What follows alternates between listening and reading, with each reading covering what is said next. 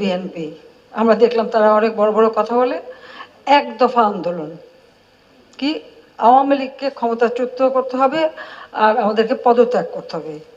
আমার প্রশ্ন, জাতির কাছে প্রশ্ন, কি অপরাধ আমাদের? আমরা কি অপরাধটা করেছি? তত্ত্বাবধায়ক সরকার ব্যবস্থা নিয়ে বেগম খালেদা জিয়ার বক্তব্য স্মরণ করিয়ে দেন শেখ হাসিনা। আমার প্রশ্ন বিএনপি নেতাদের কাছে এবং খালেদা জিয়ার কাছে, আজকে তত্ত্বাবধায়ক সরকারের জন্য তারা আন্দোলন করে। আমরা 90-এর দশকে আন্দোলন করেছি যে সেখানে নির্বাচন যে অবাধ নিরপেক্ষ করার জন্য একটা তত্ত্বাবধায়ক সরকার এই ব্যবস্থাটা রাখা হোক। খালেদা জিয়া তো তখন করে নাই, খালেদা জিয়া তো তখন রাখে নাই, তো কি জবাব দেবে বিএনপি এখন আন্দোলন যে করে? তাদের কি অধিকার আছে বলার? তাদের হাতে যখন সুযোগ ছিল তখন তারা তা করেনি।